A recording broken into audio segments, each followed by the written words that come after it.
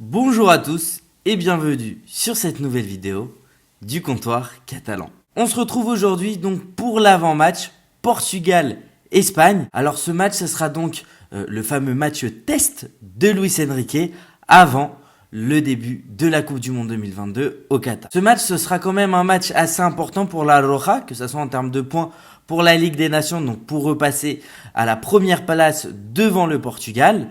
Mais ça sera aussi un match qui va nous permettre à nous les Espagnols de savoir comment on va arriver, si on arrive tout simplement prêt ou pas à la Coupe du Monde. Mon pronostic sur ce match, donc ça sera une victoire 1-2 pour l'Espagne, puisque l'Espagne joue à l'extérieur.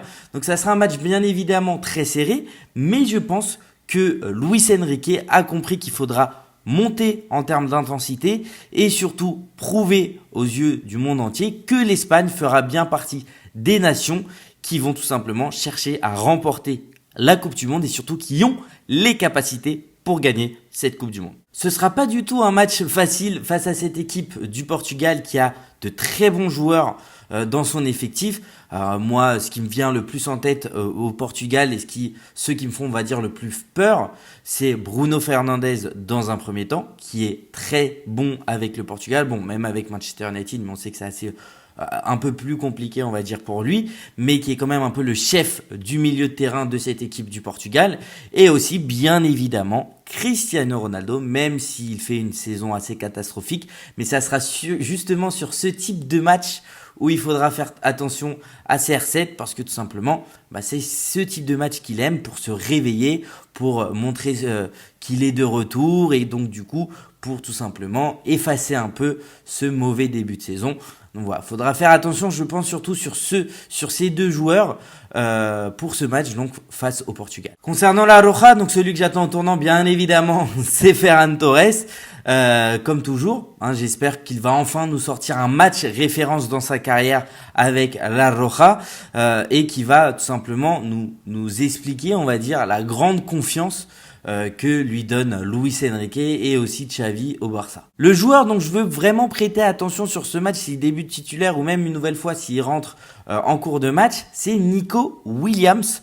Le petit frère d'Iñaki Williams, je rappelle, qui a choisi le Ghana, de représenter le Ghana, et Nico Williams, lui, a choisi de représenter l'équipe nationale espagnole. Nico Williams, un joueur, lorsqu'il est rentré face à la Suisse, il a fait une très bonne entrée, je trouve, même si c'était déjà un match qui était assez compliqué, mais on voyait qu'il avait déjà dans un premier temps une grande qualité qui est sa vitesse. Il est très rapide, donc il peut facilement se projeter en profondeur et aussi déposer certains défenseurs latéraux, mais aussi il a une très bonne qualité de dribble, donc je pense que déjà il faut savoir que c'est un jeune joueur, mais je pense que ça sera un joueur qui va énormément nous aider et qui pourra faire une très belle Coupe du Monde s'il arrive à montrer son niveau. Voilà, ça sera tout pour cette vidéo avant-match Portugal-Espagne. Alors juste une petite précision concernant les vidéos avant-match, ça sera des vidéos un peu plus courtes que celles des après-match, puisque sur une vidéo avant-match, voilà, vous l'avez compris, je vais vous donner mon avis sur, que ce soit la Roja ou le FC Barcelone, mon avis sur l'équipe qui l'affronte,